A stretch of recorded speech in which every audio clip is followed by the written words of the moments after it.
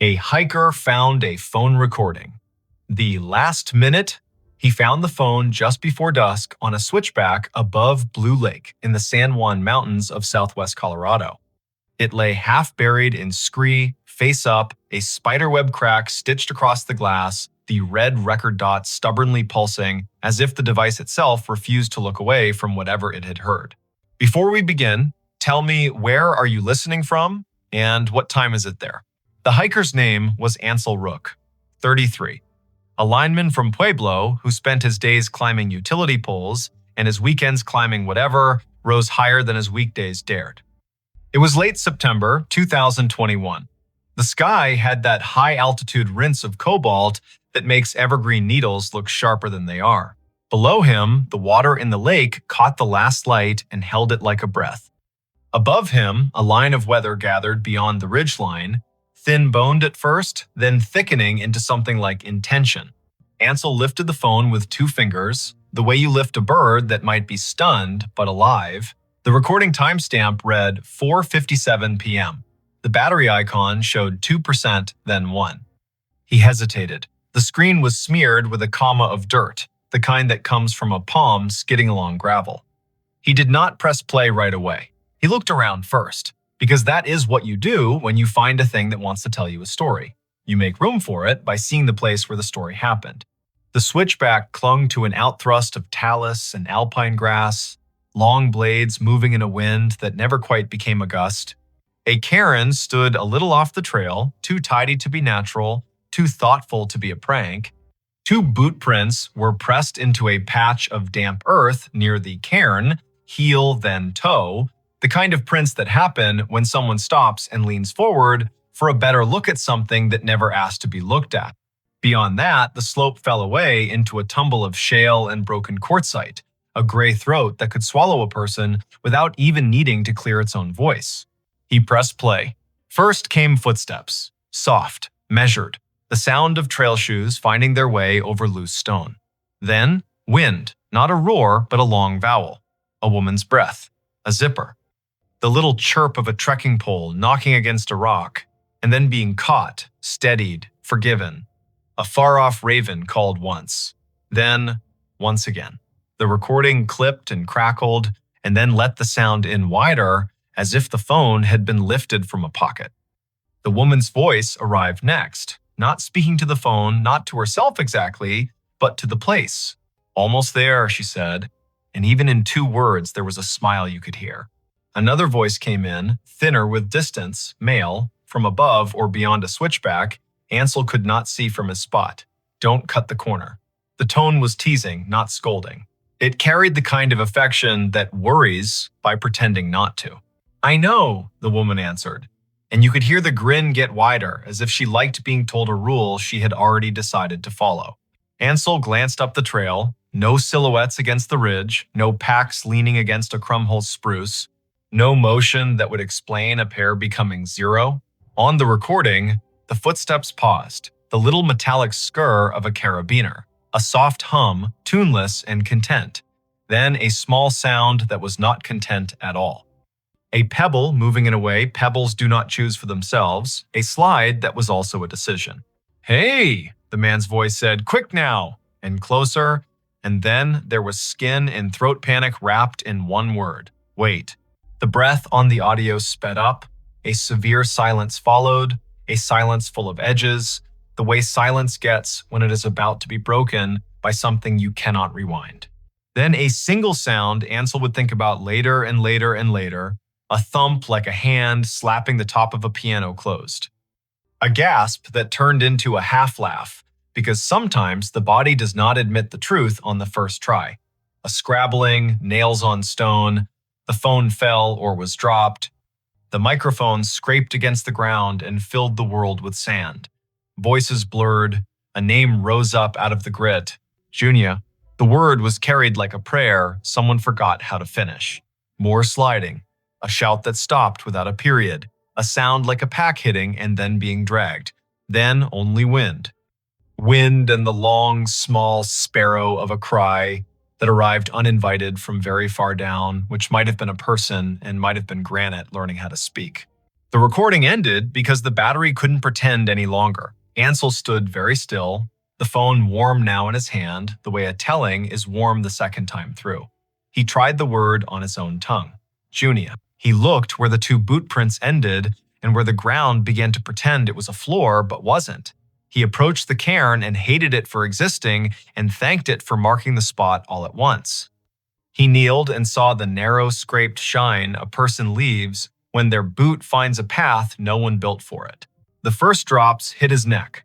Big, impatient, high country drops that are not water at all, but announcements. He lit his headlamp early, not because he needed it, but because a cone of light sometimes manages the world better than a wide, honest dark. He pulled an orange bandana from his pocket and tied it to the cairn. He took 3 photos in a slow circle: ground, slope, lake, and the way the sky had folded its arms. Then he did the most useful thing he knew. He climbed down to cell range. The call to the San Juan County Sheriff rang once, twice, and then a voice that had said this greeting more times than it wanted to answered with a name Ansel would remember. Deputy Cale Morrow. Calm. Not bored. Ready. Ansel described it carefully. Coordinates from his handheld GPS, the audio, the voices, the shape the trail made where it almost shook hands with the slope and then thought better of it, the bandana, the weather, rumored by the sky. Stay off the fall line, Morrow said. Get back to Timberline if you can and wait for search and rescue to reach you. Do not go after anyone you cannot see. He breathed in a way that made the phone sound like a lung. We've had a call about a late return from the Blue Lake Spur today. Your timing is not unlucky. It is the clock we were already watching. Ansel did as he was told. He descended to the last stand of wind-shaved spruce and waited, the kind of waiting that hums through bone. He could hear the storm organize itself on the ridge. He could feel how the mountains wear weather like a mood, quickly, convincingly, and then change it without apologizing. Headlamps appeared in the first gray of evening, a cluster of steady stars moving with purpose. 4 figures and a 5th slighter one moving with the confidence of a person who knows where the rocks are even when the rocks won't tell you. The 5th lifted a hand. Her hood was down despite the wind. Her hair was braided tight to keep the night from borrowing it. I'm Dory Keene, she said. San Juan Search and Rescue. This is Micah, Jovan, Arthur, and Ren. You the caller. Ansel nodded and gave them the phone. Dory turned the volume up and held the device near her ear, head bent, eyes closing in that way people have when they magnify one sense by dimming the rest. The others listened too, the small team suddenly one organism. When the man said wait, their spines stilled. When the name rose, Dory's mouth pressed flat, not cold, not warm. Deciding. She handed the phone back and pointed. Show me. They climbed in a line, the kind of line that knows which stones you can trust and which pretend to be trustworthy. The cairn found them. The bandana shivered in its small way. Dory crouched, laid 2 fingers on the scraped shine, and read it the way some people read Braille, asking for permission first. She looked down the slope, her eyes adjusted to a grammar Ansel did not speak. We anchor here, she said. 2 down to the first ledge, 2 on belay, Ren with me at the lip. You, Ansel Rook, you stay with Ren. If I tell you to move left, you move left. He swallowed, which tasted like metal, and nodded. The first thunder spoke. Not near, not far. The polite cousin of a threat. Rope hissed through gloves. Metal clinked with the bright sound mountain metal makes, a sound that knows at least 3 languages and prefers the most precise. Dory called down softly and answered herself when the wind was too busy to carry voices back up. 30 minutes grows very large when you cannot spend it on your own terms. The storm ignored them and then considered them and then walked away to another valley. The sky tried on a paler blue for a minute to see if it fit. Ansel watched a chipmunk watch them with the same fascination he felt. The animal had the kind of confidence that comes from being very good at running from everything. A shout made of 2 syllables rose from below, triumphant and careful at once. Got one? Dory closed her eyes for just long enough to speak without words to whatever listens up there. Then she called back. Name. Micah's voice floated up, thinner than it should have been. Junia. Alive. The sound inside Ansel's chest became something he had not realized he was holding back. He breathed it out in one steady line and leaned both palms into the earth, because you should always touch what keeps you from falling. They worked then. A litter arrived in pieces on shoulders and came together like an idea that had been there all along. Hands did what hands should do when someone needs to be lifted from one kind of gravity into another. They spoke to the person on the ledge in short lines, the way you speak to a horse you love and do not want to spook. Junia, we have you. Junia, do you feel this? Junia, breathe in when I count to 3. We're moving on, nowhere but up. Rain made a sentence across the slope and then erased it again. The wind forgot itself and then remembered. A raven rode the air as if it had invented it. Ansel saw her when they came over the lip. She had the look of someone who had been negotiating with Stone and won, but did not yet dare to celebrate. Mid-30s maybe, hair the color of straw left in the sun, eyes that wanted to close and would not. Blood dried in a tidy line along her left temple. The right knee of her hiking pants was torn, and beneath it, angry purple began to write its name. A bracelet made of 2 woven cords circled her wrist, one blue, one green. The blue was frayed, as if teeth had once worried it during a long night. She looked at Ansel first, not because of anything he had done, but because his face was the closest one when the world came back into focus. Her voice was rough from cold and prayer. Did you hear it? Did you hear me call him? He did not know who him was, and it did not matter. Yes, he said, as if yes were a kind of bandage. We heard you. We came. They moved her in the neat, practiced way people move someone who is more precious than anything else in the room. The rope line looked like music from a distance. The lightning threatened to tune its instruments and then decided not to play.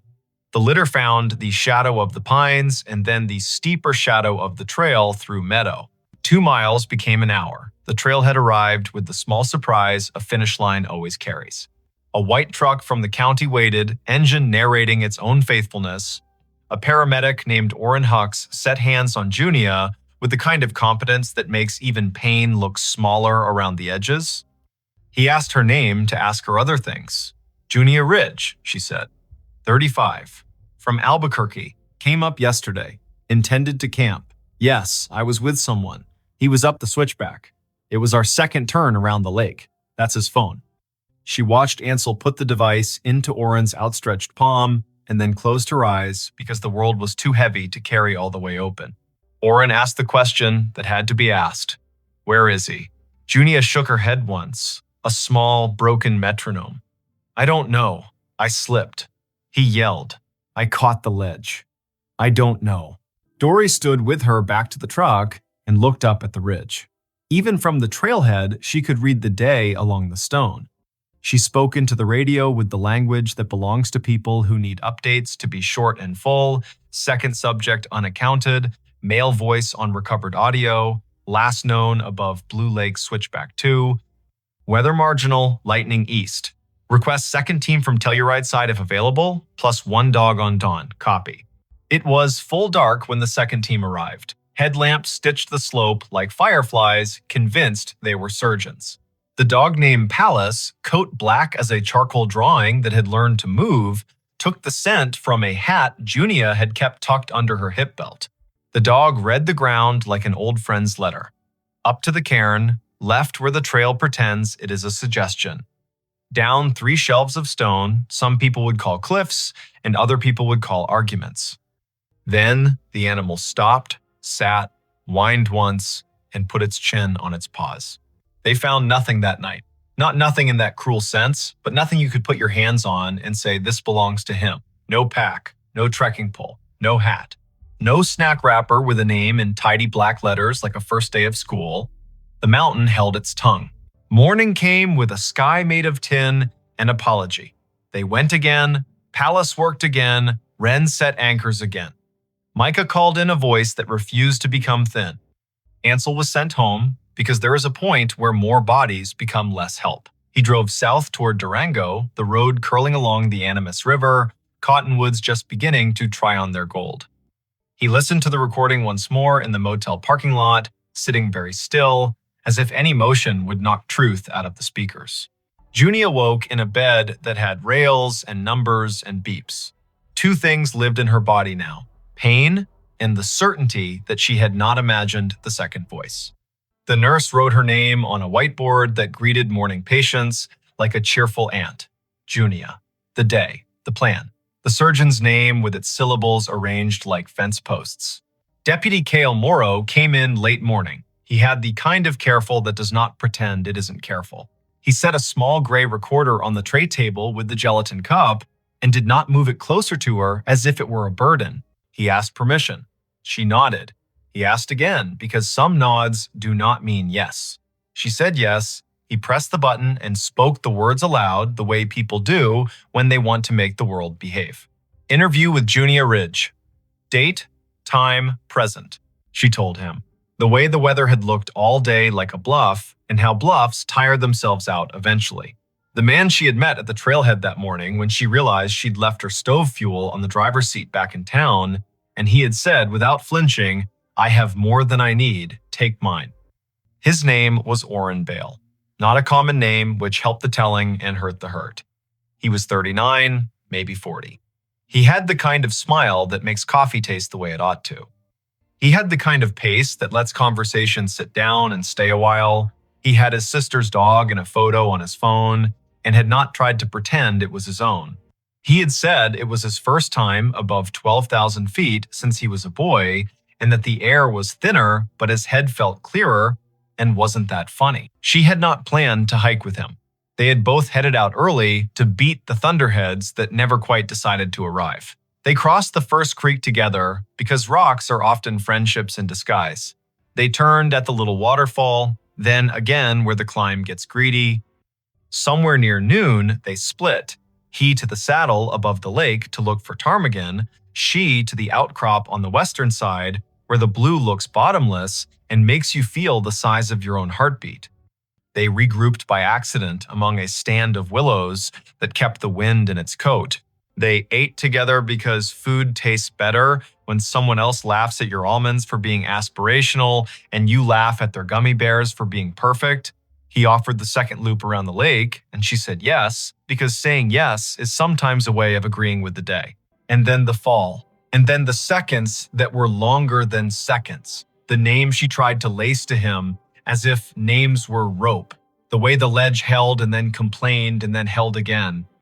The fact that there had been no shout that sounded like pain, only a shout that sounded like surprise, and then a long conversation between gravity and silence that ended with silence believing it had won. Kale listened the way people listen when they use listening as a tool. He did not say, "I am sorry," in the first 5 minutes, because sometimes sorry has to wait its turn behind words that can anchor an actual investigation. He asked for a description that could be drawn into a cruiser laptop sketch. He asked for the brand of the pack, the color of the jacket, the kind of hat.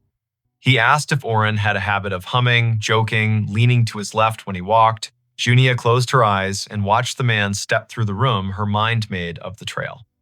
He hummed, she said finally, low, tuneless, when he tried to put a word to a story he had not told yet. He leaned into weather, as if weather liked people who leaned back. They searched 3 days. Helicopter on day 2, when the wind played nice, no body, no sign. The slope did what slopes do. It took the small and offered back the smaller, a strap end. A pocket knife that might have belonged to anyone. A grin of metal that once was a grommet. Nothing that knew how to clap its hands and say, mine. The internet made its murmurs the way it does. The forums filled with conjecture. The ones who have never been above treeline explain to the ones who have exactly how Talus works. A post from a cousin arrived in the kind of font grief chooses when it has to choose one. Have you seen him? Another from a person who knew a person who might have known him and wrote that he was the kind of man who never took the last donut. A stranger said, why was she with him at all, as if who walks beside you guarantees you a ladder back down. Dory Keene did not read the forums. She read the mountain. On day 4, she told Kale in a voice that allowed both compassion and math that if the slope had decided to keep him, it likely would continue to keep him until snow learned what it wanted to do and then taught them in spring. Cale nodded, his jaw set lazy and hard, the way the river sets a stone down and then decides where it lives. Junia went home to Albuquerque with stitches like commas along her hairline and a knee wrapped in instructions. She slept 4 nights without the part of sleep that heals. On the 5th night, she dreamed of blue water that did not know it was cold, and a voice saying, "Wait," in a tone of gentle impatience, as if wait were a surprise party she would like if she would just stop walking long enough to see the lights. Come on. Ansel went back to work. Poles. Wire. The logic of circuits. He found himself stopping on the shoulders of county roads to watch clouds interrogate a ridge and answer themselves with rain. He listened to the recording once more, then deleted it because a voice should be treated like a person's glove. Pick it up only if it is yours or if the person who wore it has asked you to hand it back. The snow came in late October, the way it comes in the San Juans, when it decides to be industrious. It buried the slopes grammar, it set down the season like a book a child might not be ready for. Thanksgiving arrived with a turkey that somebody had to carve whether they wanted to or not. December wrote its short letters, and January forgot to put a return address on anything. In early June of the next year, when the snowpack loosened its jaw, 2 things happened on the same day. At 11:19 in the morning, a pair of hikers from Montrose came down from the saddle above Blue Lake early because the sun had made everything overconfident and the heat on the rock had learned to be a lie. They paused near the outthrust of Talus, where a cairn had once worn an orange bandana and now wore nothing but its own small pride. A zipper glinted among the stones. The zipper was attached to a jacket the color of fog. The jacket was wrapped around the idea of a man. They did what the poster in the ranger station says to do when a finding stops being a finding and becomes a person. Mark the spot. Note the time. Back away in the exact steps you made arriving. Carry more silence than usually carry. Call. The second thing that happened at 1:27 in the afternoon occurred in a backyard in Albuquerque where the cottonwood shed its soft snow over a patch of lawn that wanted more water than the city wanted to give it. Junia's phone chimed. She looked down, thinking it would be the alert she still had not turned off for the county updates. Instead, there was a text from a number she had written down on a napkin and saved on purpose. It said only this: "We found him. Dory." Junia sat on the back steps and watched 3 ants perform a task more complicated than any she had been assigned that week. She did not cry because they had prepared her politely not to expect this. She did not smile because smiling was a verb her face had not practiced with that sentence. She pressed call and heard a voice that wore dust and care. Dory told her what could be told on a phone and promised the rest would be told face to face, because some tellings don't belong to towers and waves. A week later, Junia drove north, past Espanola, where the signs know 2 languages, past Abiquiu, where the river looks like it can't help but gather light, over the state line, that is a thought and a mile marker and a map all at once, into the San Juans, where the air remembers your first name and uses it. Dory met her at the small office with the big map and 2 chairs that had learned to carry tired people. Cale was there too. He set a folder on the table and did not open it until her hands rested on her knees, the way you rest a cup on a saucer. "We recovered MrBallen," he said, and the word recovered did not feel like anything except exactly itself. 2 hikers saw the jacket. He left the trail at the switchback, slipped on the lip, and fell more than 30 feet to a shelf. The shelf kept him for winter. He likely died on impact. No signs of anything except the mountain doing what mountains do when you ask them to hold a human being. The autopsy says the thing autopsies say when physics chooses the verbs. She asked the question that had been living in her since the voice said, "Wait, did he speak after I slipped?" We can't say, Cale said. And then because the truth deserved a little mercy, he added, "The shelf where we found him was below your ledge, not above it." Which means his voice on the recording was in the seconds before you both stopped standing and started falling. After that, he would have been below you. If you don't remember hearing him then, that is your brain giving you a gift it knew you could not buy for yourself yet. Dory laid something on the table wrapped in a brown paper lunch bag. "We think this is yours," she said. We found it lodged in a crack just above where you came to rest. It had become part of the mountain, but it was stubborn in a way that listened. Junia unwrapped the thing, the bracelet from her wrist. The blue and green cords had become one color winter makes. The frayed end had been burnt to keep the braid from unraveling and then worn down again by time. She turned it in her hand, thumb finding the place where the weave had learned her skin and made it a home. He gave me this at the trailhead, she said. He said he made 2 of them when he decided to stop drinking 3 years ago. He kept the green, he wore it under his watch. He gave me the blue because I said I had stopped apologizing for being careful the year before, and he laughed and said, "That sounds like a thing worth marking." We only knew each other a handful of hours, and yet, she closed her fingers, then opened them again. Ansel Rook sent me the audio file. Did you know that? He asked if it would help. I said yes before I knew the answer. It did not help, and it did. Both are true. They stood later at the trailhead. The mountains looked less like authorities and more like the long, patient elders they are. A breeze moved through the spruce in a way that would be mistaken for whispering if you were the kind of person who liked to be mistaken that way. Junia closed her eyes and saw the shelf she had not seen. She said his name once out loud and not loud, the syllables answered by not answering at all. They buried Orrin Bale in a small cemetery behind a church that had learned to be ecumenical because the weather didn't care which god you favored. His sister came with the dog whose photo he had shown. She spoke without paper, which meant her mouth borrowed words from the heart, and the heart forgave the mouth for not being tidier. Junia stood 2 rows back and pressed her fingers into the bracelet and found she did not have to press very hard to feel the world answer. Ansel did not come to the service because attendance is sometimes not the right way to honor a stranger you helped. He drove a route that took him past a ridgeline and paused in the pullout that locals use because it's theirs. He left his truck idling. He rolled the window down. A meadowlark said something with conviction and melody. He answered, "I hear you," and meant it. As summer leaned hard into itself, tourists thinned the trails with their curiosity and filled the cafes with their hunger. The blue of Blue Lake looked less like an opinion and more like proof. Dory kept her team on the same frequency, even on days when no one needed rescuing, because habit saves more lives than heroics.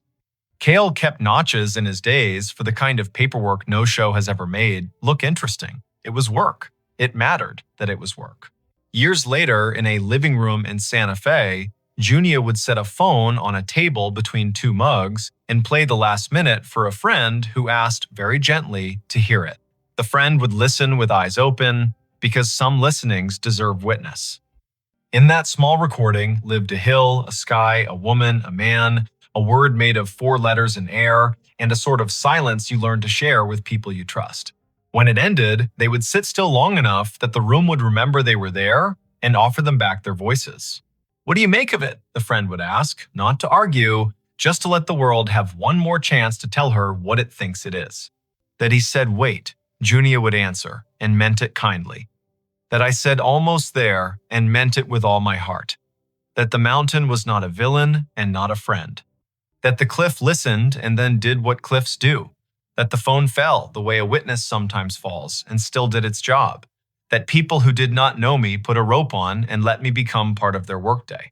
That the second voice is a place in my head now where something can live without having to die again. She would hold up her wrist. The bracelet would have been replaced by another that looked very much like it and not at all like it, blue and green, new knots, same story. She would say, "I tell the mountains out loud now when I turn around." I say, "See, this is me deciding to see you again." And sometimes the wind says nothing back, and sometimes it says a sound that is not a word and still feels like one. Here is what does not always fit in the write-up. The last minute of a recording can keep playing long after the file ends. The man's wait can become a way to step out of traffic, to carry a ladder with a friend, to hold a door without trying to become the door. The woman's almost there can become a way to measure a good day, not by miles, but by a turn you made toward kindness when no one was checking your odometer. If you go to the San Juans, and I hope you do, look up. Say the names of the peaks, like they are elders you respect. Tell the sky you will be back before it begins to think about electricity. Pack a bandana, a bright color that could be seen from far away by a stranger who might need a small flag to make a big decision. If you find a cairn, leave it be unless a ranger told you otherwise. If you find a phone, do what Ansel did. Press play only after you have looked around. Then, if you must, listen. Hear the footsteps, the wind, the breath. The word that might be a prayer and might be a joke and might be both. Decide carefully what you will do with the minute you have been given. It will be late somewhere by the time you finish this. It will be early somewhere else. The country is wide and the mountains are quiet, and the phones we carry don't always know when to stop telling the truth.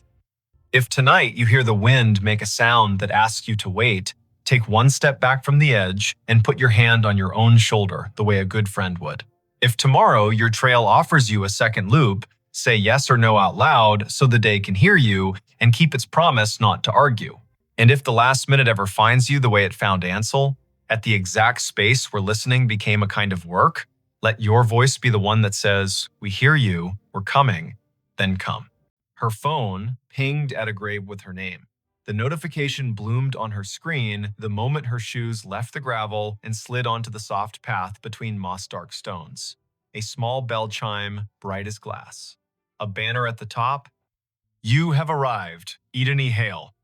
The words sat there as calmly as a weather app, as if the city had decided to label her the way it labels a bridge or a square. The place was Bonaventure Cemetery in Savannah, Georgia. Spanish moss hung in long, steady sentences from the live oaks. The river kept its secrets behind the bluff and breathed like a sleeping room. It was late afternoon on a Sunday in early November, the air cool enough to make her wish for sleeves and warm enough to forgive her for forgetting them. Before we begin, tell me, where are you listening from and what time is it there? Her name was Edeni Hale, 28. She worked in visitor services at a small maritime museum upriver, the kind of job that made her memorize the angles of ships and the dates when storms came ashore. She liked fonts and quiet, and the sound salt makes drying on stone. She was visiting Bonaventure because her friend Anson had flown in from Minneapolis for a long weekend, and the two of them liked places that let you feel your breath in your mouth. The year was 2021. Phones knew where you were within decent intimacy. Some headstones wore small plaques with codes that asked to be scanned and promised a story. They had parked on Bonaventure Road under an oak that had learned to be older than most houses. The sky was simple, a clean coin of light. The volunteer at the office had given them a paper map and a soft-voiced list of locations worth the walk if you wanted your day to hold. Look for the little angels facing east. Find the section where the camellias keep blooming against instruction. There's a family plot that feels like a room you shouldn't step into without knocking. No one mentioned a notification. Edeni stared at her phone. The banner did not give a location like Section F or Plot 31. It was the same tag her calendar used when she arrived at work or home. You have arrived, Edeni Hale. As if she were a place. As if the grave were her. Anson leaned toward the screen and squinted. He was tall and light-footed, a teacher of high school literature who carried poems in his pockets like receipts. He read the banner and then her face and made a small arranging motion with his hands, the way he does when he wants to place humor where fright is trying to sit. "That's a bug," he said, not unkindly. "Or a geofence you made and forgot. Did you tell your phone to remind you to be yourself today?" She clicked the banner to see where the phone thought she belonged. A map opened, a blue dot pulsed with the steady patience of a small heartbeat. A gray pin sat 100 feet east in a section labeled McAllister. The pop-up bubble above the pin read Edeni Hale in the same unsentimental font. She did not have a virtual contact called a cemetery. She had not created a reminder to arrive at her own name. The phone had decided the path curled between stones with dates that made you speak them out loud, because numbers are easier to hold when they come through the mouth. 1873, 1920, 2009. The Oaks leaned as if sold on the idea that the living need rehearsal space. Anson spoke a tour fact about a poet who loved this place and whose plaque visitors touch in a small, quick superstition. Idoni nodded because liking facts is a way of staying steady. Her pocket shook again. Another chime, the same banner. You have arrived. Idoni Hale. She breathed the way the yoga teacher on the internet tells you to. In through a count of 4, hold for 4, out for 6.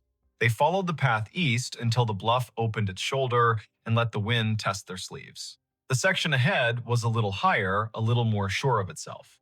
A plot enclosed by low stone, dressed in ivy, sat beneath a live oak that looked like a table that had decided to grow legs. In the center stood a headstone gray as rain, taller than Idoni's shoulder. The name at the top held Idoni Hale. She stopped. You might have stopped too. Her name was not common. Her mother had found it in a book of Old English names and liked the way it sounded like a promise made under a tree. She had never met another Idoni. To see the letters in this order on stone felt like stepping into a movie where you have lines you did not audition for. Anson's hand found her elbow without a show of it. He had the sense not to say, wow, or are you kidding? He stood with her and let the river finish a sentence neither of them had started. The dates carved below the name were the first clean relief, 1974 to 2014, not hers. A woman 2 decades older, gone 7 years now. Under the dates, a line that read as Keeper of the Keys. The stone carried a small oval of glazed photo, a face with hair tucked back, eyes steady, a glint of a key ring at the edge of the frame. The oval was rubbed to a shine from fingers, the way love polishes small things while refusing to say it is love. On the right-hand corner of the stone, someone had bolted one of the new plaques with its little square of patterns. Scan to learn more. People who love story cannot resist a square that holds one. Idoni lifted her phone and let the camera see. A link opened without asking for anything. A page built by a memorial service company bloomed. At the top, the name again. Below, a small biography. A life lived with habits, upright and kind. A childhood in Chatham County, a long run as cemetery sexton. The last line read in a voice that felt like a woman sitting on a step with a mug and a warning and a grin. If you need something, tell the ground. It will tell me. While she read, the phone hummed again. Not a banner this time. A little circle pulsing at the top of the screen, the way maps announce a place with enthusiasm. The circle flashed once, then settled. Idoni swiped down to see the source, a calendar reminder with no category. White, titled simply, Arrived. Location, here. She had not written that. The phone, perhaps, had decided the day needed a label, or the small plaque had more to it than the page admitted. Anson said the woman in the photo had librarian eyes. He meant that as a compliment. He pointed at the key ring. He said his grandmother had been a keeper of the keys at a church in North Dakota, and those women know where every grief sits at every hour, the way a night janitor knows which chairs spit gum and which ones sigh. They stood a while. People walked past in respectful silence, guided by a docent's voice that held just enough theater to keep 15 people from wandering into their own daydreams. Spanish moss moved like thought repeating itself. A flake of light rose off the river and fell back as if it had changed its mind about being air. It would have been a good story already finding your own name on stone, a phone that had the audacity to tell you you had arrived, but something else decided to be true. A little tone sounded from the phone, the way sounds do when an app you forgot you had decides to help. It was the noise her AirDrop made when someone nearby wanted to share a photo at inopportune moments. The screen shifted to a dialogue. A file offered to send itself to her. The sender name was a string of letters and numbers that meant nothing. The file name read Keys. Anson leaned in and made his face calm. Decline, he said gently, because strangers in public places with quick hands make tricks, and both of them work in museums and have seen every version of the human habit of testing boundaries. She hovered. Decline would be wise. Accept would be a dare. She pressed accept because sometimes you let stories finish what they start. The file downloaded. It was not a photo. It was an audio file, 1:42 in length. The waveform showed it wasn't silence. She tilted the phone toward her own ear instead of speaker because you don't open a voice in a cemetery loud unless the voice has earned the right. Static first, then the sound of wind combing something thin, then a woman's voice, the age of a woman, who tells tools where they belong and expects cooperation. The voice said, "Dry as a towel and warm as a summer kitchen. If you are standing over me, child, and your name is mine, you can help me keep my promises. Put your phone on the stone and leave it be a minute. It will tell you where to stand next." Anson's eyebrows did a small jazz riff and then tried to behave. "Okay," he said softly, a word that meant, "I am here and I am not going to ruin this with cleverness." Idony set the phone on the flat top of the headstone the way the voice had instructed. The screen slid into its lock. Her reflection replaced her. The oval photo looked past her shoulder the way old photos always do. She counted in her head as a way to keep the childish fear of being tricked from standing up and knocking the ritual with its elbow. 50, 60, 78. The phone buzzed once, she lifted it. The map opened of its own accord. The blue dot had moved nothing. The gray pin had changed. It labeled another grave 30 yards north with a name neither of them had seen on the paper map. Rosin Hale. A second name. Another Hale. The first name was Welsh and not common here. They went because the day had asked enough times to be answered polite. The second stone stood lower, more modest. The granite, a color you could never find on purpose if you looked in a catalog. The dates were older, 1931 to 1999. The epitaph read, "She kept the gate lighted," and under that, in smaller letters, so faint you could only see them when the cloud put its hand over the sun, a line, Rosine was born. Rosine Idris. She married into Hale and stayed. Tell my niece if she comes through here that I see her when I count keys. I am not anybody's niece, Idini said aloud, and then took a breath because she heard the defensiveness squirreled underneath. I mean, not hers. You might be more people's niece than you know, Anson said gently, a man who had grown up with uncles who weren't uncles and yet were more family than the kind that wears your face. They stood while the wind added a signature to the bottom of the page of the day. The river put its shoulder against the bank and leaned. The phone did not ping again for a while. A cardinal went from one branch to another with the purposeful speed of a person who knows where the parts are stored. A group of teenagers trailed an auntie through the lanes, popping gum in a respectful way, which is a regional miracle. Idony looked up Rosen on the cemetery's database because when your heart gets odd, facts make a braid to hold on to. The database was one of those volunteer-built websites that carry the tone of a potluck where everyone brings a dish so exact it shames you for choosing salad. Rosen's entry was thorough. Born Rhonda Valley, came across with parents as a child, settled in Chatham County, married one Mr. Hale, worked checklist after checklist for the electrical union office, sang alto in church with the patience of an anvil, survived by no children, preceded by older brothers, all gone. Niece mentioned in an obituary in 1999 with no name given. Anson made a sound that meant the story had wiped its hands on his shirt and was ready to cook. The phone chimed once more, now with the tone her museum app uses when a beacon in an exhibit hands you a fact. She had turned beacons off last month because being interrupted by history while in history felt a bit like a stage whisper in a quiet theater. She had not turned beacons back on. The screen read, "A note is waiting." A map pinpointed the little brick building the cemetery uses as a workshop for the grounds crew. A path drew itself in blue between the Hales and the shop, like a string in a child's game. They went because keys that ask to be found deserve not to rust. The door to the shop was propped with a cinder block the way doors are propped everywhere when the weather learns to be useful. A radio played a station that chose old soul and occasional baseball score updates. No one was at the counter. A bell stood there anyway, the kind that rings a sound like a glass penny.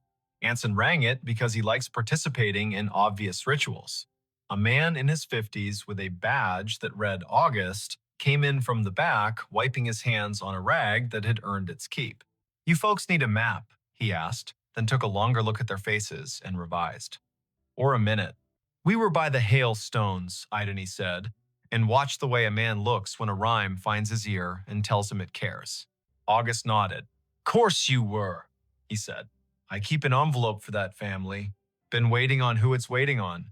He reached under the counter, where drawers have learned to hold what should not be lost, and brought up a large yellow envelope with a blue paperclip that had rusted a little by choosing weather. The envelope had 3 words on the front in tidy block letters. For the next idony, heat went across her face like an honest light. August saw it and stilled. He handed her the envelope the way people hand one another babies, meaning well and moving slow. She opened it with her thumb. Inside, 3 items. A small brass key, old, not ornate, with teeth filed like a decision. A folded sheet torn from a spiral notebook, edges soft with years. And a wallet-sized photo of a woman in a blue work shirt with a name patch and a grin you could feel on your back like afternoon Sunday. The patch read, I Donny. The face belonged to the woman on the first stone. The note was written in blue ballpoint in a hand that pressed harder than paper deserves. It read, simple. For the next Idani in this county who can hear me the way a key hears a lock, my niece is out there. She won't say yes to the word niece because words are stubborn. She'll need to open the box in the old mausoleum we keep for tools and favors. The key is for the small door on the left. Lift on the latch while you turn. The box has what belongs to her and me and her grandmother. If she is standing at my stone with a phone, she will know that I know. Don't bring a crowd. Bring one friend who reads instructions with his eyes. Leave the key when you are done. We can count without hands here. I'm not someone's niece, she said again, and heard how the sentence grew less certain with practice. Her mother's family tree began and ended in a different state. A line of women who told polite lies to spare one another the sharp edges and did their grief in broom closets. Her father had not survived long enough to name distant relations. He had left behind a bent screwdriver and a smell that her body still could find when a day asked. Anson's hand found the counter in a quick pat, like checking for keys as you leave the house. You don't have to be a niece to be the person meant to do a thing, he said. But also you might, and it might not matter how that happened. August tapped the counter twice, a habit that sounded like a yes. The small left door, he said. People never see it. Take the path behind the office and go right at the angel with the missing hand. The mausoleum is the little brick one that looks polite. The left door sticks the way a lie sticks to a room. Do what the note said, lift and turn. They went back into the light. The blue string on the map did not bother now to draw. The path knew their feet. The angel with the missing hand stood where the volunteer had said, Angels stand, face east, blank expression, that suggested she had witnessed every century and found nothing quite bad enough to frown at yet. The brick mausoleum waited with that small pride buildings have when they know they are not the grandest on the block, but are the one that does the job without complaint. The left door looked like a panel added later.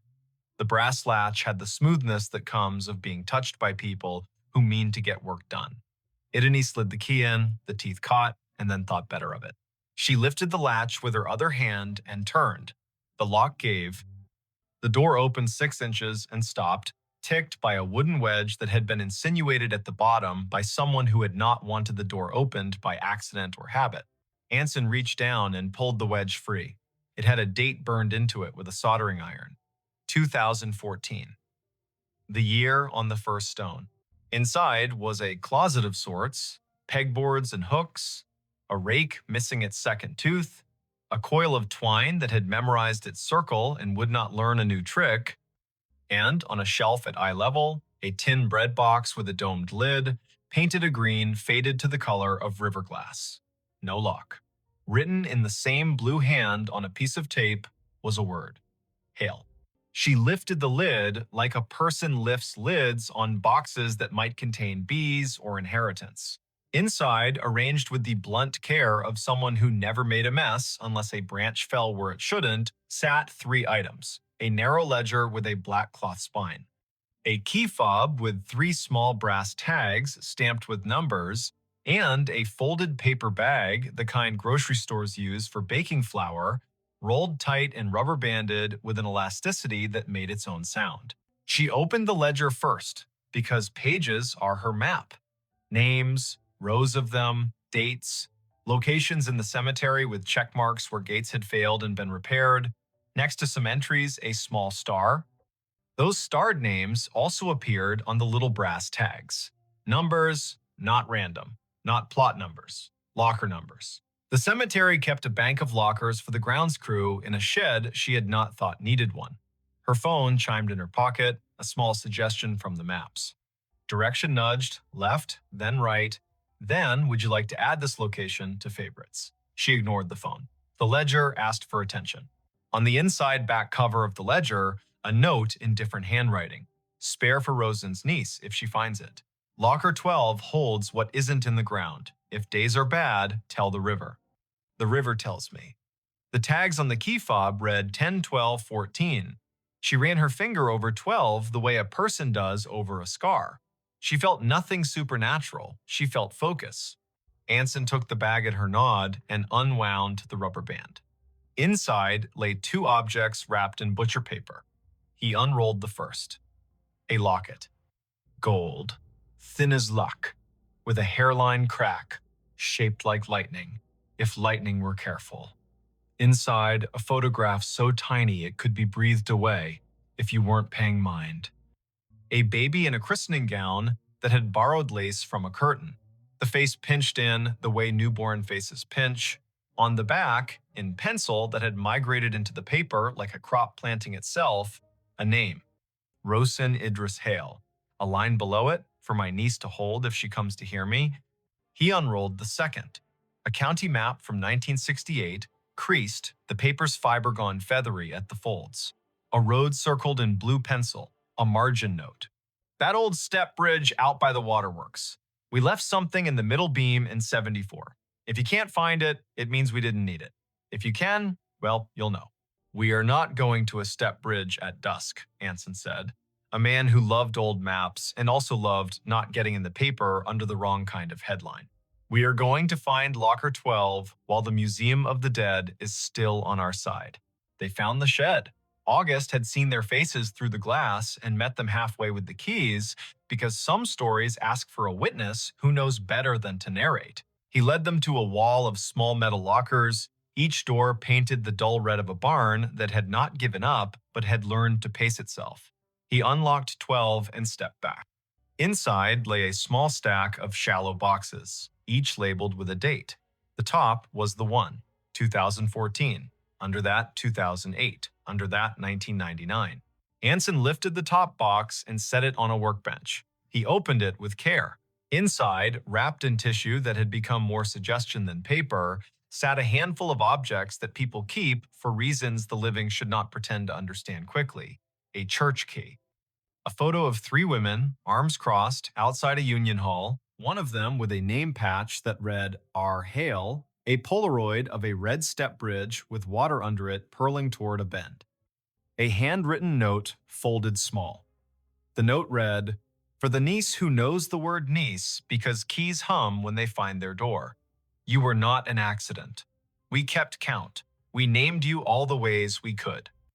Our names were soft and stubborn. Take what you want, leave the ledger so the ground does not have to work alone." She sat because standing felt rude. She is a woman whose mother did not tell stories with this kind of curve. She gathered the truth like thread. Her mother had been born in this county and left when she was 19, a bus to another state, a man met in a grocery line, a child years later when the idea of staying had become heavy. She did not talk about siblings, claimed not to remember cousins, flinched when the phrase back home came up. The name Hale had come not from romance, but from accident or choice, a name taken because other names insisted on being something else. Rosen Idris had married into Hale, but the family had been built long before that. Keys had been passed with and without rings. August stood with a posture that says, "I will not take your moment away from you." When the radio in the shed shifted to a weather update, he reached and turned it down so the forecast would not interrupt a storm already occurring. Anson put his hand flat on the bench and counted to 8 for no reason his body would confess. "Tell me if you want me not to read the other notes," he said. The kind of friend a person needs in rooms where both mystery and bureaucracy show up at the same table. "Read," she said. "We're already here." The note in the 1999 box was from Rosen and felt like laughter on a porch when the pots are already washed. The house we put ourselves in is not one the county believes holds blood, she wrote. But it holds me. And it holds the keys. If you need a name, the river has one. If you need a door, the shed does. In the box from 2008, a different hand, shakier, it read, I kept the lights in the gate, all through the storms. I think sometimes we are simply the people who keep lights. If you are mine, you will know when to turn one on. In the box from 2014 was a letter from the sexton whose face smiled off the oval on the stone. She wrote like a woman who had lived by the kind of lists that get family through winter. I have no children of my own except the Gates, she wrote, but I have a niece whether the paper says it or not. I kept her not by being in the room, but by owning my stubbornness. If she stands over me with a phone and hears me, she will take what she needs and leave what she should, and I will go on counting with my hands in dirt like I like to do. They left the boxes as they'd found them, shifted nothing but air. August closed the locker with a satisfaction that felt like lining up the edges on a stack of bills and smoothing them down. He did not ask for anyone's story. He had one of his own, built of this place, and the line of names he keeps with the quiet grace of a man who waters plants. By the time they stepped back into the paths, the light had hunched into evening. The river sounded less like sheet music and more like a phrase repeating. The map on her phone had stopped suggesting anything and gone back to pretending it was an obedient device.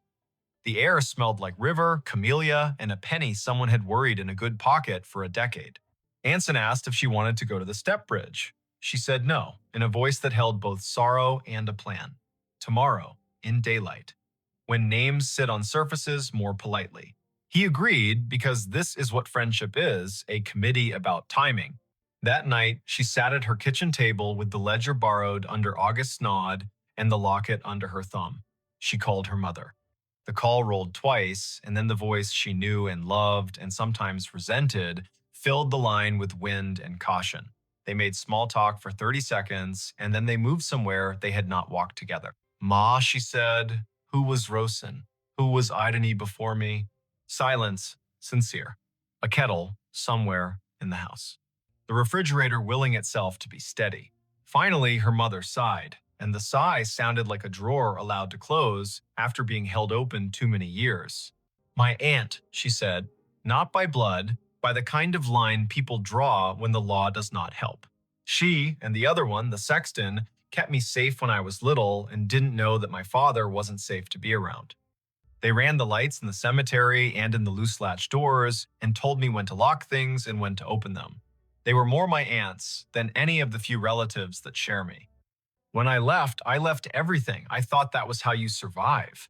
I have not told you the parts you asked me about because I thought you'd want something tidier than I had, and because I am silly enough to think if I did not say the names, the ache would go to sleep. She told a story of a girl who sat on a stoop counting keys while two women kept a town's small doors in working order, literal and figurative. She told how those women had taught her to move through rooms with respect and to leave envelopes where they'd be needed. She did not speak tenderly about the man who invented the silence she had carried. She spoke tenderly about the other men, the ones who changed locks without asking why, and taught a child where the ladders were kept for days when rain insisted. I should have told you, her mother said finally, soft with the fatigue of a woman who has not confessed a simple truth for a long time. You have two names, the one I gave you and the one the other women left for you to find when you were ready. You belong to both. You belong to yourself most. They went to the step bridge the next day. It was out by the old waterworks, just as the margin note had said. The county had let weeds try to become the principal of the place, and the weeds had accepted the assignment with poor posture and pride. The bridge stood, red paint scabbed into beauty, water under it moving with the impatient streams have when the river bullies them with schedule. In the middle beam, behind a square of metal the size of a book, a hollowed space. Inside, wrapped in waxed paper, a ring of keys on a chain that had learned 3 hands. Each key had a number, 10, 12, 14. The fob matched the tags in the box. Beside the keys lay a square of paper with a tiny handprint in paint the color of that old camellia behind the office. A child had been here once. She had pressed her hand down. Someone had saved it for a woman who would put her hand down later and understand they did not take the keys. She set her palm over the handprint. The sizes did not match. The feeling did. She closed the plate. She and Anson walked back to the car with the sun finding their shoulders and the hum of insects writing their own accurate dissertations on persistence. Back at the cemetery, she returned the ledger. August nodded like a man at the end of a good piece of work. She walked to the first stone and put 2 fingers on the glazed oval where the sexton's face had learned to look past tourists to the river. She did not speak. She let the ground and the river carry whatever needed moving. Her phone did not ping again there. It would ping months later, once in a grocery store aisle in a different city, when an older woman in a Union jacket looked at her and tilted her head in a way that meant keys are a language. It would ping once again when she held the hand of a friend through a night much too long and heard as clearly as weather a voice say, "Lift and turn." It would ping at odd hours for the next several years when doors asked to be locked or opened with care. Sometimes it would be an app acting like a person. Sometimes it would be a person acting like a map. Sometimes it would be a name arriving in a room with good manners and old roots. If you want the tidy ending, it is this. She wrote to the memorial company to ask who had access to the airdrop at the stone. No one answered in a way that satisfied anyone who cares about permissions. She kept the photo of the sexton in her wallet behind the museum badge and found that having a face like that near your ID keeps you from forgetting where the door to the stairwell is in a fire. She learned to count gates with her hands, the way women in that county had since the first lock learned the first habit. She took pies to August's workbench and listened to his stories. She phoned her mother on Sundays and let the conversation go long enough to find the sentence that mattered each week. She carried with her the sentence from the oval's page. If you need something, tell the ground. It will tell me. If you want the less tidy truth, it is this. Sometimes your life is a geofence you didn't set. Sometimes you arrive at your own name carved in stone, and the stone says, "Welcome." Sometimes you are the niece of women who bent keys into new jobs and called that bending prayer. Sometimes your phone pings at a grave, and the ping is only a device doing what it was taught, and sometimes it is a noise a river makes when it is trying to talk through everyone's machines at once. If this happens to you, if you walk under trees that have learned the art of holding up clouds, and a little bell sounds in your pocket, and your name appears as a place, don't panic. Stand where you are. Read the dates out loud so the year will stop pretending it is only a number. Touch the stone with 2 fingers, not more. Listen for the voice that sounds like someone who knows where the ladders are kept. If a key is offered, lift and turn. If a door sticks, lift and turn. If a person asks for a niece, say the word niece like a new tool you know how to use. And when you leave, take the long path that wanders near the bluff. The river will be there keeping count. The oaks will be there practicing their patient grammar. Your phone will settle back into behaving. The ground will remember you, not because you are special, but because that is what ground does for people who treat it like a partner. Somewhere behind you, a bell on a worker's desk will ring, and a man named August will nod to no one and say out loud into an empty shed, "She arrived." Then he will sweep the floor in slow, exact strokes as if he were writing the names in dust and erasing them on purpose so the day could begin again and mean it. The call came in on a Tuesday at 4:32 in the afternoon, late October. The sun already sliding behind the Blue Ridge, so the hollows of Shenandoah darkened early. Ranger Aislinn Keats was parked at mile marker 47 of Skyline Drive, just north of the Rapidan turnoff, a paper cup of station coffee cooling in the cup holder, and her radio tuned to the quiet channel they used for backcountry check-ins. The speaker breathed. Static arranged itself into a voice that did not sound like any of her crew. "Before we begin, tell me, where are you listening from, and what time is it there?" Aislinn turned the volume wheel a notch. Out the windshield, the ridge was drawn in crosshatch, oaks and hickories going copper, the sky a pale thing you could scratch with your nail. The voice came again. Precise. as if it were reading off a card. Fox Hollow Base to any unit on the east slope. Child missing. Male. Age 8. Name Harlan Whitcomb. Last seen near the Old Stone Spring House above Corbin Run. Weather degenerating. Hurricane Hazel expected to push in. Winds rising. Request all available. Time is 16:30, October 14, 1954. The radio clicked off into snow. Then, faintly, the same message, identical down to the breath before the name. Aislinn stared at the handset. Their base was called Piney River Dispatch. Their tower names were Pinnacles and Hazeltop and Big Meadows. No one in the park had used Fox Hollow for decades. Her training cracked its knuckles. She keyed the mic. Piney River to unknown unit. Say again. Who is calling Fox Hollow Base? Silence laid itself over the car like a thin blanket. Beyond the glass, a crow moved from one bear snag to another as if demonstrating a diagram. The wind was a steady push from the southeast. Hazel. The word gave the hairs on Aislinn's arms ideas. She stepped out and let the door swing shut.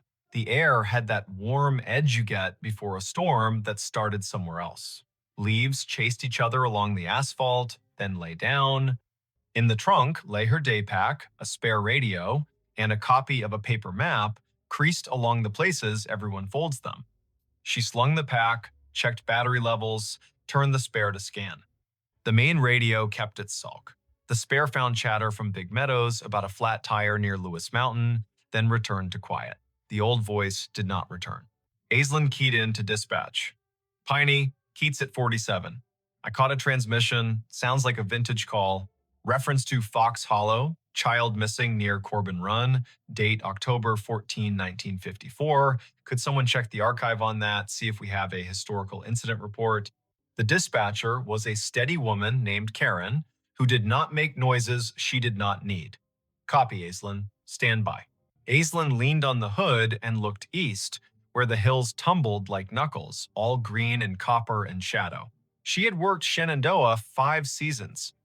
She knew the way the ridges spoke when you asked them right.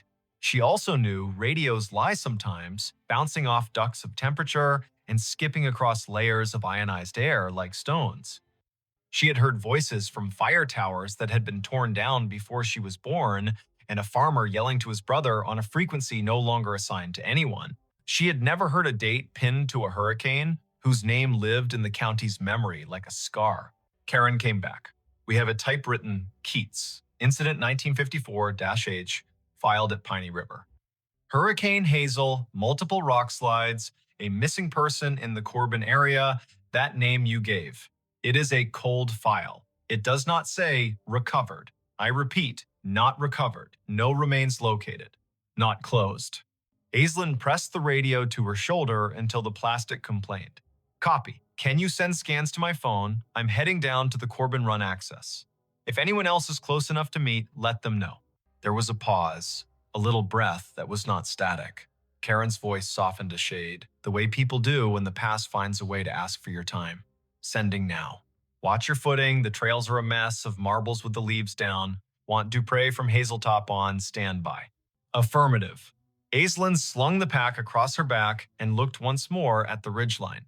A truck from Fleet rumbled past, the driver lifting 2 fingers off the wheel in that rural benediction. Clouds had started as a rumor and were now themselves. The Corbin Run access was a gravel pull-off hidden beneath tulip poplars that had learned to whisper. Aislinn eased the truck in sideways and cut the engine. She took the trail with her boots, making small promises to each rock. The stream voiced itself down the hollow knit of last week's rain and this afternoon's melt of a single stubborn snowpatch in a shadow under a ledge. The map told the story of the lower springhouse, a square of stones where water had been convinced to behave. Above it, a ledge with a scatter of quartz chips, the leftovers of older hands doing older work. Aislinn kept an ear on her radio and the other on the creek. She caught the place where a trail forgets itself and becomes deer. She found the old springhouse, its stones asking to be counted. She touched the edge of the low wall with the kind of gentleness reserved for quilts and engines. She did not say the boy's name. The afternoon pulled its shoulders in. The radio breathed again. Same cadence, same careful voice. Fox Hollow Base to any unit on the East Slope. Child missing. Harlan Whitcomb. Last seen near Stone Spring House above Corbin Run. Weather degenerating. Request all available. Time is 16:30. October 14, 1954. Aislinn shivered in the warm air. Her eyes went to the spring house and its square of shadow. She moved the beam of her headlamp across the stones, not because she expected to see anything, but because light can sometimes rewrite a sentence the land is trying to say. The beam found a length of rust half buried in the moss along the back of the foundation, thin as a butter knife, with a clip and a circle at one end. She crouched. A whistle.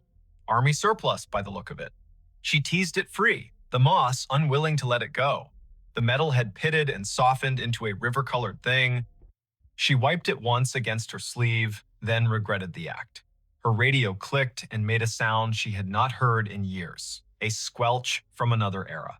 Karen came back on. Keats. Dupre is on the way from Hazeltop Tower, 20 minutes if the drive is kind. Archives show the boy was last seen by his father near the spring house, yes. The father left him to fetch his jacket from the car. Weather shifted, heavy gust pushed through, child gone when he returned. Tracks lost near the ledge above the run. 2 days of cruise, then Hazel brought the flood and they stood them down. The file has letters from the mother, 2 years after, asking if anyone found anything she could hold. Answer stamped no. Aislinn looked at the whistle in her hand, then at the spring that fed the run. The water wore a sheen of leaves thin enough to count. She keyed the mic. Found a whistle near the spring house. Will bag it. Doubt it has any forensic value after 6 decades, but a photograph might matter to someone. As she spoke, a figure eased out of the trees upstream. A man in the brown and green of a ranger uniform, but the cut of it was wrong in a way you can feel, even if you do not have the words. The shirt had pockets like ideas, the hat sat stiff as a rule book, he carried a strap radio that looked like a lunch pail with an antenna. He exhaled, then stopped when he saw her. "Ma'am," he said. There was a formality in the syllables, like church on a day that hurt. "We're sweeping the east slope." The boy's father said he was right here. He pointed at the stones, as if pointing could anchor the earth. Aislinn stood very still. The man's face had the smoothness of someone who had not yet had reason to learn what whiskey was for. His name tag said M. Elwood. His shoulder patch bore an American shield with a tree she did not recognize. He glanced down at her radio and then at the whistle in her hand. "You with us?" he asked. "You with Fox Hollow?" Aislinn's throat did the dry swallow of a person whose mind is faster than her words. "Yes," she said, because yes was easier than telling a man with a lunch pail radio about the word digital. "I heard your call." "Where are your lines?" "At the ridge," he said, puzzled by the question. "We got men cutting sign along the deer trails. We got women at base keeping track of names. The disaster man out of Charlottesville told us Hazel will give us until dawn and then gone." He looked past her to the ledge, his jaw a small square against the warm air. "Mother is at the church in Syria, not the far one, the one with the bell rope that sticks. She keeps asking if he had a jacket. She wants the question to be a fact." A gust moved through the trees on some business of its own. Aislinn felt the air change around the bones of the rocks. The man looked at her again, and the little muscle at the corner of his mouth twitched. "Your radio," he said. "You get this out to anyone else." "Yes." "We have a tower at Hazeltop. They know. Someone is coming." "Good," he said softly. Then he put 2 fingers to his brow, an old salute done halfway because distance is difficult to respect when the ground is asking for more of you. He stepped past her, boots exact on the damp leaves, and moved toward the ledge, listening with his face. He put a hand out as if to feel a draft. His outline lightened as if the warm air had decided he belonged to it. The forest made the sound of a coat hem brushed along a pew. He was gone. Aislinn stood, her hands empty now that the whistle had weight inside a bag. She did not call after him because naming a thing makes it pick a room and leave all the others. She climbed the slope above the spring house, careful, testing each foot. The ground showed her where it had let go before. The soil had slumped sometime between 1954 and now a scar that trees had tried to stitch. She scoped along the edge and thought about the father leaving for a jacket, a boy with a whistle and a spring that talks even when wind tells it not to. Dupre's SUV nosed into the pull-off as the last of the light left, and the storm made its speech. Jericho Dupre had shoulders like a door frame and a way of stepping onto ground as if asking permission. He carried 2 headlamps and a calm that turned wind into a task rather than a threat. "You heard it too," he said, by way of greeting. "I did, twice. Then it came again down at the spring house. I found this." She held up the bag. The whistle swung on its string, dull as an old firmament. He took the bag and looked as if it could tell him how to think. He listened.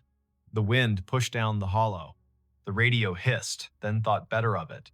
He nodded at the ledge. "If it were mine to write," he said, "I would say, slip." The file says Gusty before Hazel. A child with a small sense of infinity walks the line twice to see if the sound changes along the water. It does. He steps where the deer stepped, and the hill remembers it owes the river a favor. Aislinn told him about the ranger with the lunch pail radio. Jericho had been in the park long enough to have a story for everything and to respect none of them fully. Fox Hollow was an unofficial name for the old maintenance yard near Syria in the 50s. He said, the way a person does when they are agreeing with the possibility of a ghost to be polite. There is a cinder pad there with the marks of 4 posts, like a tower. The radios would have been handsets the size of a Bible that could make clouds sound like news. People back then wrote reports thick with nouns. They did not trust adjectives unless a man had bled. He held the bag with the whistle for an extra breath. He set it in his crew pocket. They searched until rain made the ground decide to be a different kind of ground. In light from their headlamps, the trees stood at attention, counseling caution. They ran a short line grid above the ledge, more to be able to say they had used the dark well than because they expected the earth to give up a long-ago truth for free. At 9, the radios called them home before the lightning made the argument personal. Karen met Aislinn at the office with a printout. The file had been scanned, crooked, and the edges were black, where the copier had tried to keep history from fraying. The incident commander's name was printed in a firm hand, M. Elwood. A note in the margin had been added later in pencil. Mother moved to Luray in 67, father deceased, no closure letter sent. The pencil note was signed with a small initial A and a dot. Aislinn slept at the bunkhouse with the radio on her nightstand like a dog. She dreamed that paper flapped along a clothesline strung between trees, and she walked the line, reading every letter, her feet lined up on the rocks of the run, the paper turning to leaves as she read. At 3 in the morning, she woke to the noise a storm makes when it finally accepts its job. The world beyond the window went white, then black, then white again. She turned the volume down to half. She watched the rain write gloss on the sill. The radio stayed quiet. At 10, the day pulled itself together into rags. Aislinn drove down to Luray to a blue house where the porch had a swing, and the swing had 2 cushions that had learned how to be rain. She had a name from the file and a phone number that still worked, to her surprise. A woman in her 80s opened the door with the careful welcome reserved for officials who might be good news or could be kind even if they were not. "I am Aislinn Keats," she said, ranger with Shenandoah. "I am here because a storm pulled a thread and we saw where it ran." The woman corrected her posture and straightened the collar of her cardigan as if a story would take her picture. "My name is Tilda Whitcomb," she said. "We did not know how to leave him there, so we stayed. I have a loaf of banana bread that forgot the raisins on purpose if you are the kind of visitor who does not mind crumbs." Aislinn sat at a round table so clean it looked like a rule. The banana bread was honest, the tea was strong. Tilda put her hand on the tablecloth and kept it there as if the cloth would be steadier if it knew she was not going anywhere. She said the name Harlan like a stake you drive into ground so the tent knows where to stand. "He whistled 3 notes, Tilda said. "The tune the train plays when it comes into Luray, because his father used to take him to the crossing, and they would wave at the men who stand like saints. 3 notes, and then he would laugh, because he was practiced at laughing. The wind took the notes and did not give them back. My husband ran to the car, and the sky changed. They told him on the radio he had until morning. You can live your whole life in a sentence like that. Aislinn put the bagged whistle on the table. The string looped like a sleeping thing. Tilda did not reach for it. She looked at it as one looks at an old photograph that has learned how to move. I did not get a letter, she said, and smiled small to prove she was not accusing. I understand how papers behave. I was a clerk before my hands forgot to love the carbon paper. I suppose I wrote a letter in my head every day for 2 years. Then I stopped asking out loud. You cannot keep asking the same question without turning into a different person. The whistle sat, silent, older than most of the kitchen. Tilda looked out the window, and the window looked back. A red cardinal landed on the feeder and told everyone, rudely, that it had arrived. Tilda laughed at the bird, and the laugh made her look like a photograph of herself. Aislinn asked about the ranger named Elwood. Tilda's eyes softened. Martin Elwood went to our church, she said. He was the kind of man who knocked on the door with his hat in both hands. He brought us a bag of oranges at Christmas and apologized as if the oranges had failed to be children. He wrote the report because that is what he could do, and he built a cinder block box for the tower that was not a tower, and then he got quiet like men do when they find out the world can keep a thing from them and they still have to go to work. Back in the truck, Aislinn let the radio hum. Big Meadows asked Pinnacles to send a set of cones to mile marker 62. A bear stared down a minivan with an intensity that made the parents breathe like swimmers. Life had resumed its insistence. She turned the truck toward the old maintenance yard near Syria, the one Jericho half remembered as a place with 4 posts and a name more rumor than rule. There was a cinder pad there for sure, now half invaded by chickweed and ambition. Someone had collected beer cans along the edge and arranged them by brand into a timeline. Aislinn walked the perimeter and crouched at a corner where the concrete had spalled enough to show a rebar smile. She brushed the dirt aside with one hand. A penny lay there. The year was 1954. She laughed, because a park and a story will sometimes give you too many symbols and you have to choose which to be corny about. The wind rose toward evening. The radio stayed in this decade, obedient and dull. Aislinn drove the ridge road, watching the color slide toward Bruce. Back at the office, Karen handed her a thin envelope with a stamped return address that made Aislinn's scalp feel like it had learned something. It was from an amateur radio club in Harrisonburg, a man who had heard the show Aislinn, sometimes called During Slow Nights, the one where listeners told stories of radios hearing the wrong things on purpose. We pick up oddities when the weather steeps the air, the man had written. Old distress calls, ham tests bounced off airplane wings, bombers from the 40s practicing. Once, a train dispatch from 1960 rolled through on a rain so thick you could chew it. There are names for this, and none of them explain it. The way I think of it is this. Time breathes shallow near storms. If a voice was loud enough once, and the same air returns, you might hear a ghost that is not a ghost. Not dead, not alive, just not finished talking. That night, Aislinn drove down to Corbin Run one last time with a single job. She stood by the spring house and held the whistle. She did not put it to her lips because it belonged to a mouth that had done its work. She set it on the stone in the square of water smell and said a sentence Tilda had given her permission to say. Harlan, your mother sits with a red bird and forgives the form and the weather. We leave you where you are, not lost now. We know the place that held you. We will name it, even if the stone refuses to. Thunder argued with a ridge to the west. Aislinn picked up the whistle, tucked it back into the bag, and snapped the bag shut the way you close a letter you cannot ignore any longer. Her radio breathed and then found words.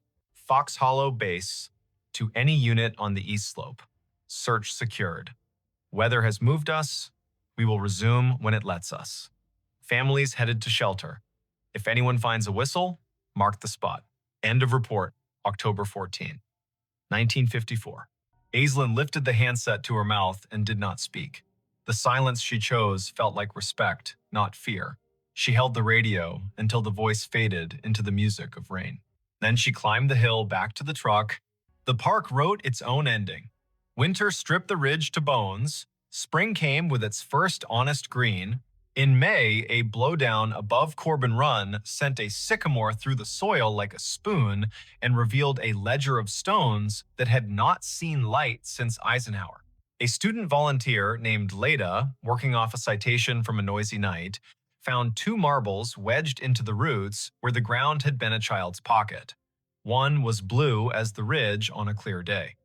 One was green as a first leaf. They were bagged, labeled, cataloged. The ranger who filled out the form wrote found near the old stone spring house, Corbin Run, coordinates to follow. The park historian wrote a small note and signed it with a letter that looked like an A and a dot. Aislinn drove to Luray with the marbles and the whistle and a copy of the incident report with Martin Elwood's name on it. Tilda put her hand flat on the table again. She looked at the marbles and did not touch them. She touched the paper instead, the ink, the line that said, "Weather degenerating." She said Harlan's name until it stopped feeling like an apology.